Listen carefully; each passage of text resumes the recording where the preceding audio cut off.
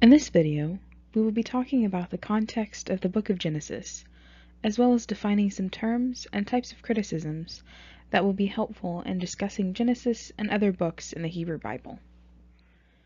We will begin by talking about various literary definitions, before getting into the context and structure of the book of Genesis, and briefly discussing the flood story. We will end the video by talking about various types of criticisms and how they can be applied to the Hebrew Bible.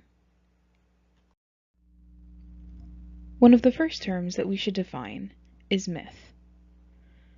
When people think about the term myth, they frequently think that this is something that is false. While we might use this today in popular culture to say something is not true, so it's a myth, this is not the actual definition for the term. A myth is simply a traditional story about a past event that usually involves gods and/or goddesses. It does not indicate anything about the veracity or the truthfulness of the story. Some examples of myths are the Genesis creation story. Again, we're not talking about whether or not this story literally happened, but that this is a traditional story about something that happened in the past or was believed to have happened in the past, that involved gods and/or goddesses, in this case, the Hebrew god, Yahweh. Greek and Roman mythology, of course, are other examples of myths. With heroes like Zeus and Hercules and so on, you have stories about past events that obviously involve gods and goddesses. Finally, the Enuma Elish. This Babylonian text talks about the creation of the world and the creation of humans, and it is also a traditional story about something that happened in the past that involves many gods and goddesses. Another term important to know that fits into this category of myth is an epic. An epic is a type of myth that is a narration of deeds and adventures of heroes or legendary figures that is often tied to the history of a nation. Again, these stories are often considered to be true by some adherents to traditions, but when we use the term epic or myth, we are not talking about whether the stories are literally true or not. Stories like the Epic of Gilgamesh that tell about the hero Gilgamesh and his journeys are examples of legendary figures and epics that are tied to the history of a nation, in this case Babylon. Cosmogony is another important term to know. A cosmogony is simply a myth about the origin of the universe or world. Cosmogony comes from the Greek words cosmos, and goni comes from ginomai, which means to become, and cosmos means world. So cosmogony is this idea of how the world or the universe came to be. As you might imagine, cosmogonies are very important to religious traditions. First off, cosmogonies explain the human condition. They help us understand why we're here, how we got here, and what the creator or creation is like. Religious traditions often have creation stories or cosmogonies to help us understand how we can relate to the world around us, to a creator, to something beyond ourselves. Theogonies are another type of myth. The ginomai word that we see with goni here means to become, of course, and theo comes from the Greek word that means God. So theogony is a myth about the origin of gods and/or goddesses. One of the best examples of this is the Enuma Elish. As we mentioned earlier, this talks about the creation of the world, but it also talks about the creation of various gods and goddesses by the two earliest gods, Apsu and Tiamat. Let's turn our attention to the book of Genesis. When we talk about various books in the Hebrew Bible, we want to establish a few things. First, we want to know who wrote the book, when the book was written, what the point of the book is or authorial intent, who the intended audience was, and any other context that is necessary for understanding the book. The authorship of Genesis is something that's often debated. Traditionally, in both Jewish and Christian traditions, Genesis, as well as the rest of the Torah, was believed to be written by Moses. However, there are some issues with this, particularly the discussion of events that happened after Moses' lifetime. In Genesis 12:6, it says, Abram passed through the land to the place at Shechem, to the oak of Moreh. At that time, the Canaanites were in the land. This understanding that there is a time that the Canaanites were not in the land is something that was never true of Moses' lifetime. Moses always lived during a period when Canaanites inhabited this land, so he would not have said anything like the Canaanites were in the land at this time, because that implies there was a time that they were not. You can learn more about this theory of Moses' authorship and not actually writing the book of Genesis as well as the rest of the Torah in other videos. But for this video, we simply want to say that the book of Genesis is written by an anonymous or several anonymous authors. The book of Genesis was probably written sometime between the 10th century BCE up until the 6th century BCE, and was probably composed over a period of time. More than likely, this book was based on an oral tradition. Over time, Jews passed down these stories to each other before the texts were finally written down.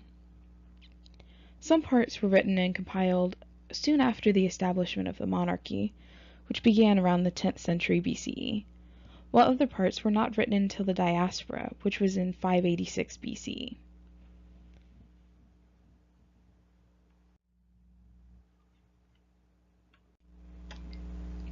The point of the book of Genesis is to describe how the world and humanity was created, to show that the Israelites are God's chosen people, according to the author, and to give a genealogy of the Israelites from the beginning of the world until the end of the life of Joseph. The audience was probably the Jews in this diaspora who had been driven out of their homeland and wanted some hope and remembrance of their history. Let's look at the structure of Genesis and how this develops throughout the book. Genesis can be broken up into two major parts. The first of these is the primeval history. Primeval simply refers to something that happened before history was written down. In the primeval history, we have two major parts: the pre-flood stories, which occur from the creation stories up until the flood, and the post-flood stories, which happen from Noah's lifetime onward. After this, we get the ancestral history. The ancestral history focuses on three major parts and shows us when Abraham, Isaac, and Jacob, who are considered the patriarchs of the Israelites, are given promises by God and develop the Israelite nation. We can categorize these three parts as a divine promise to Abraham and his descendants, divergent destinies of the descendants of Ishmael and Isaac, and the divergent destinies of the descendants of Esau and Jacob, or Israel. We get these divergent destinies simply because this lineage is for the Israelites is traced from Abraham through Isaac through Jacob, whereas there are splinter groups who break off with Ishmael and Esau later. We'll talk about those in other videos, but for this video it's important to know the three major patriarchs of the Israelites. As you might have noticed in the primeval history, this history is split up into two major parts, with the center being the flood. This great flood occurs beginning in Genesis 6. Before we get to the actual flood, though, we have a mention of sons of God coming down and mating with human women and producing offspring. While Genesis points to humanity as a major cause for the flood, the sons of God are also another cause. The sons of God mating with human women produces this giant warrior class of offspring, who are often called the Nephilim. The Nephilim you can learn more about in 1 Enoch, but it is important to know that it is not simply humanity that is at fault for the flood. However, God is annoyed with and regretful of making humanity at this point, which is part of the reason for the flood happening. After the flood, which you can read more about in Genesis 6 through 9, there is a covenant established with Noah. This covenant is symbolized by the rainbow, which God promises that he will not flood the earth again. The covenant simply has Noah be fruitful and multiply and repopulate the earth, while God promises to protect the people and not hurt the earth again. There are some important events that happen in these few chapters after the flood story. One of these is Noah's vineyard. Noah planted a vineyard after the flood was over and got drunk off of the wine he made. At this point, there are no prohibitions against being drunk or drinking, so we wouldn't want to think of this as a sinful act of Noah, but simply something that happened.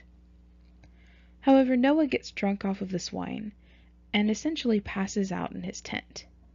While he's passed out in his tent naked, his son Ham walks in on him and tells his two brothers. When this happens and Noah learns of it, he curses not Ham, but curses Canaan, Ham's son. This cursing of Canaan acts as an etiology for the reason that the Israelites and the Canaanites have so many tensions over time. Noah curses Canaan, and the Israelites from this point forward have a very tense relationship with the Canaanites. The descendants of Noah, of course, are Ham, Shem, and Japheth. You can see a map here of what many people think the split up of land looked like after Noah's descendants parted ways.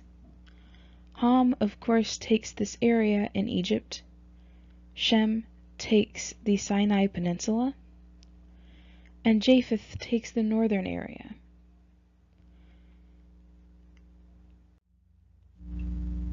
Let's turn our attention to talking about various types of criticisms when we look at texts.